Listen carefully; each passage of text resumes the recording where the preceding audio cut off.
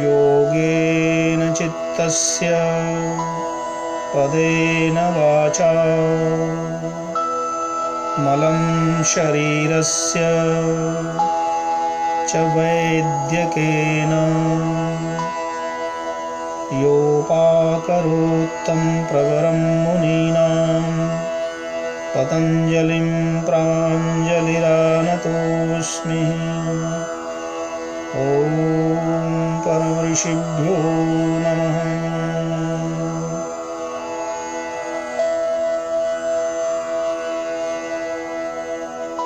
भारतीय यौगिक चिकित्सा पद्धति हमारे पूर्वज ऋषि मुनियों की देन है।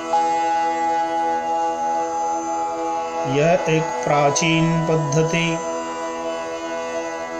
जिसे गृहस्थी, योगी, सन्यासी, बाल, वृद्ध, नर नारी सभी वर्ग आयु के लोग बिना भेदभाव के अपनाते हैं, लाभ उठा सकते हैं।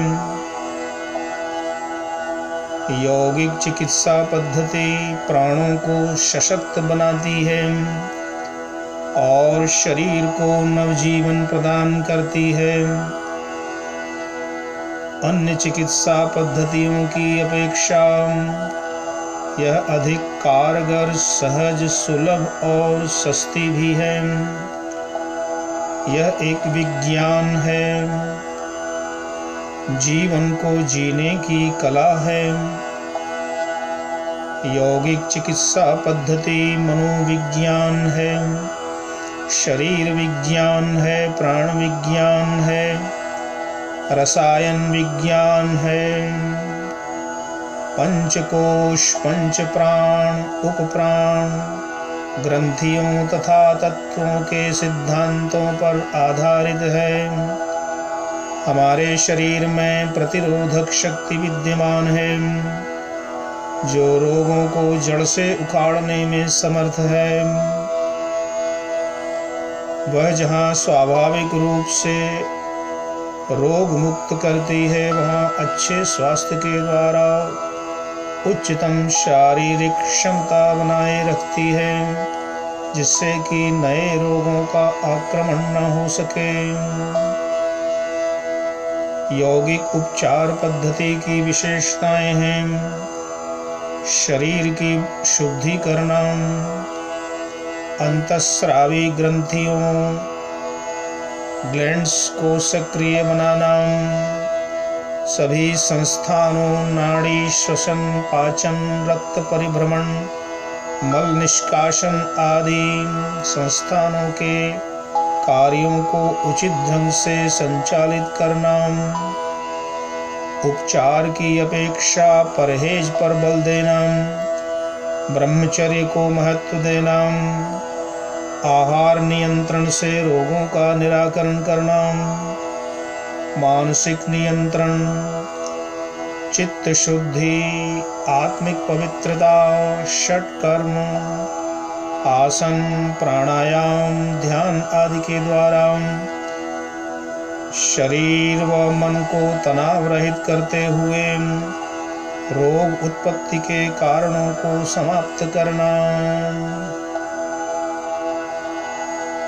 यौगिक चिकित्सा पद्धति में योग से किस प्रकार रोग दूर होते हैं, ये जान लेने से यौगिक चिकित्सा पद्धति को समझना आसान होगा। यौगिक क्रियाओं द्वारा शरीर और मन के तनाव को कम किया जा सकता है। हमारे शरीर के सभी आंतरिक अवयव 24 घंटे कार्यशील रहते हैं। हमारे शरीर में ही रोगों को दूर भगाने वाली प्रतिरोधक शक्ति विद्यमान है। सभी संस्थानों की स्वचालित पूर्ण व्यवस्थाएं भी शरीर के अंदर ही हैं और सब आपस में मिलजुल कर काम करती हैं। रोग के आक्रमण होते ही अंतःस्रावी ग्रंथियां संस्थान सजग होकर रोग का विरोध करते हैं। उनकी इस सक्रियता से रोग ठीक होने लगते हैं। षट कर्म आसन प्राणायाम बंध मुद्रा ध्यान मालिश आदि तन और मन को तनाव रहित और शुद्ध कर देते हैं, जिससे शरीर की रोग प्रतिरोधक शक्ति बढ़ जाती है, जो रोग ठीक करने में मदद देती है। यम नियम का पालन, शुभ चिंतन, शुभ संकल्पों से रोगों पर, बीमारियों पर शीघ्र नियंत्रण किया जा सकता है। यौगिक चिकित्सा पद्धति में जिन प्रमुख साधनों को अपनाया जाता है, उनमें षट कर्म प्रमुख हैं। प्रथम षट कर्म में नेति, गले से ऊपर के भाग को शुद्ध करने के लिए सूत्र नेति व जल नेति का प्रयोग किया जाता है। नासिका के ऊपरी भाग और मस्तक की संधि पर अनेक नस नाड़ियों का मेल होता है। नेति से उनकी शुद्धि होती है और वे सक्रिय हो उठती हैं। इससे कफ का निष्कासन होता है। आँख, नाक, कान, गला, मस्तिष्क सभी अंग प्रभावित होते हैं। नासिका द्वारा जलपान, दुग्धपान, घृत नेति आदि के प्रयोगों से अनेक रोगों का शमन होता है। षट कर्म में दूसरा है कुंजल। इसे गजकरणी भी कहते हैं। आमाशय और आहार नली की धुलाई के लिए गर्म पानी मुंह से पीकर मुंह से ही निकाला जाता है। इससे फालतू अम्ल, पित्त तथा कफ बाहर आता है। मंदाग्नि, रक्त विकार, विष विकार, पित्त के रोग, एसिडिटी व दमा के रोग ठीक होते हैं। इसी प्रकार ब्रह्मदातुन, वस्त्र धोती, अग्निसार क्रियाएं भी शुद्धि के रूप में अपनाई जाती हैं। षट कर्म का तृतीय कर्म वस्ति एनिमा है। मल बड़ी आंत में सड़ता है। मलाशय में मल रुक जाने से विकार उत्पन्न होता है। इसके लिए बस्ती क्रिया, जिसे आजकल एनिमा कहते हैं, इसके द्वारा मल को निष्कासित किया जाता है, जिसके कारण बड़ी आंतें तथा पाचन तंत्र सुचारू रूप से कार्य करने लगते हैं। गैस, बदहजमी, बवासीर, कब्ज तथा पेट के रोगों को आराम मिलता है। गणेश क्रिया भी सहायक सिद्ध होती है। षट कर्म में चतुर्थ कर्म नौली क्रिया छोटी बड़ी आंतों, पेट की मांसपेशियों, स्नायु व रक्तवाहिनी नाड़ियों को नौली क्रिया द्वारा अतिरिक्त शक्ति प्रदान की जाती है। वात संबंधी दोषों को दूर करने में ये बेजोड़ है। इस नौली क्रिया से पेट के सभी रोग दूर होते हैं। पांचवा षटकर्म त्राटक है। चक्षु प्रक्षालन तथा व्यायाम। त्राटक नेत्रों को पुष्ट करने के साथ साथ स्नायु मंडल को शक्तिवान बनाता है। इससे मन एकाग्र व शांत होता है। साथ ही संकल्प शक्ति का भी विकास होता है। चक्षु प्रक्षालन तथा चक्षु व्यायाम द्वारा नेत्र स्वस्थ रखे जा सकते हैं। षटकर्म में छठा कपालभाति।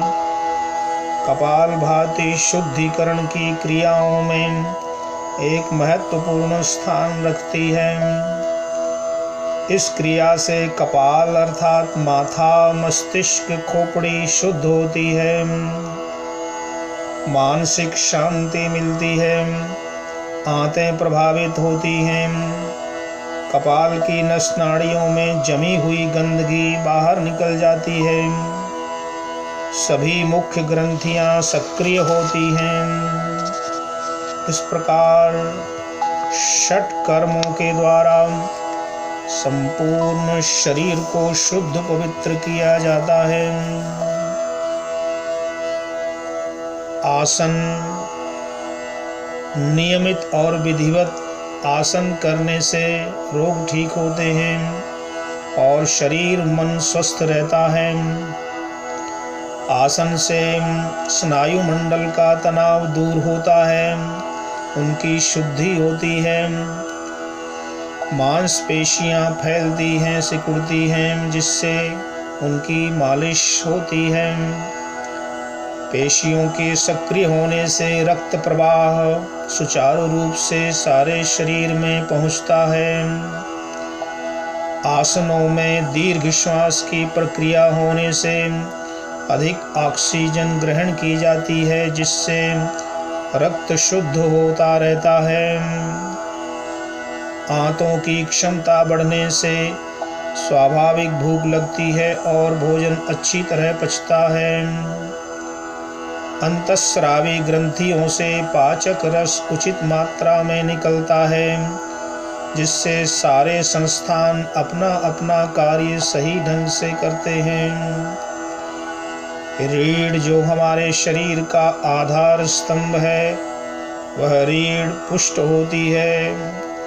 आसन से मन में सात्विकता, एकाग्रता और शक्ति आती है और शरीर में सुडौलता, सुंदरता, लचक, स्फूर्ति और निरोगता आती है।